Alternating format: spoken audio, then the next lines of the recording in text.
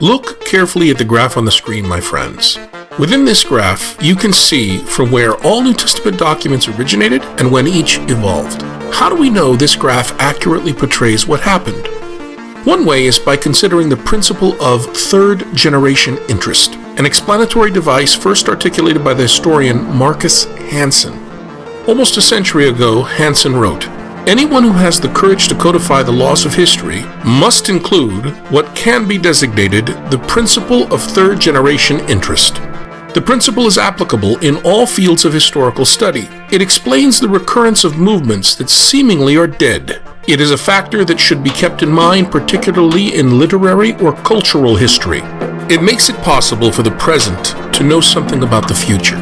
The theory is derived from the almost universal phenomenon that what the son wishes to forget, the grandson wishes to remember. The tendency might be illustrated by 100 examples." On the basis of the works of Hansen, further developed by sociologist Will Herberg, this principle of third-generation interest might be described as follows. When a first generation has experienced significant and irreversible change, rooted in some appreciable social alteration, in response to this experienced change, the second generation seeks to ignore or forget many dimensions of first-generation experience, while the third generation seeks to remember and recover what the second generation sought to forget.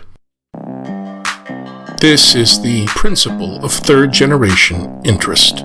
As Hansen stated, there really are hundreds of examples of this process cross-culturally. Consider European immigrants to the United States at the turn of the 20th century. They permanently settled in, but they were foreigners. They were people who really did not belong in the American mainstream, and they were abused as such. Their language and customs and attitudes set them apart, marked them apart.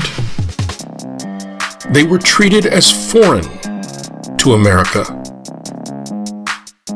as foreigners, as aliens.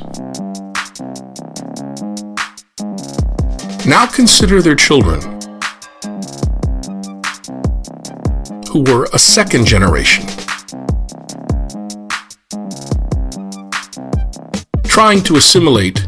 This second generation was accused by their American classmates or by their peers as being foreigners, as misfits.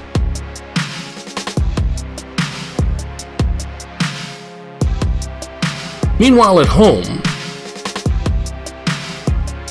their parents accused them of acting just like those stupid Americans.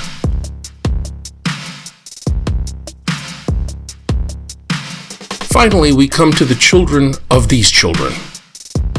These are third-generation people.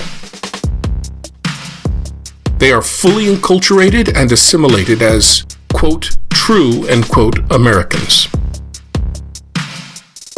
And more than that, they are very proud of their first-generation immigrant grandparents. So, they stay attached to their foods, and often to their language,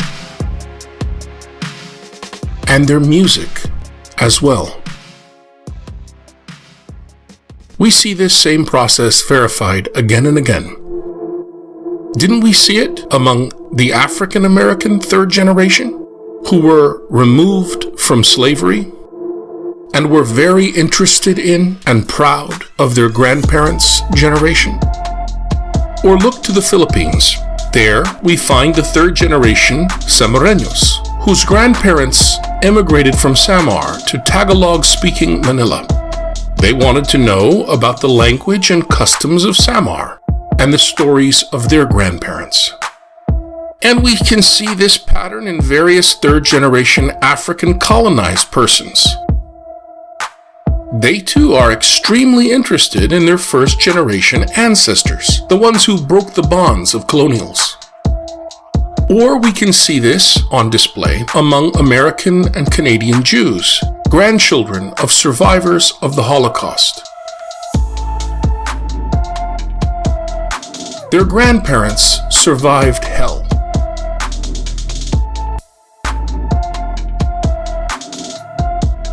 And an attempt to genocidally wipe them off the face of the planet.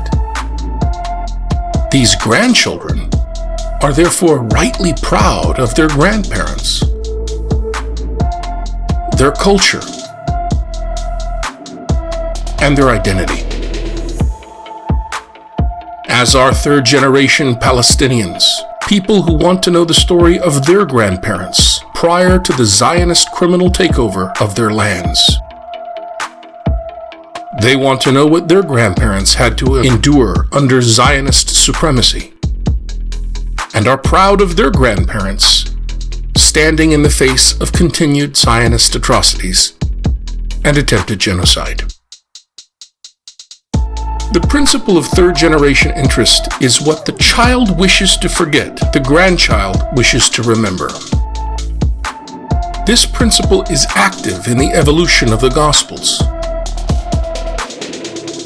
It explains why Paul is silent about the sayings of Jesus.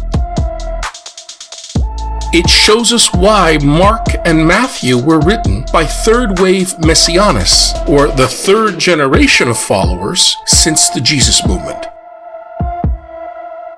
It also shows us why Luke Acts, written in the fourth wave out from Jesus, was composed by someone in the third generation of those affected by Paul and his circle.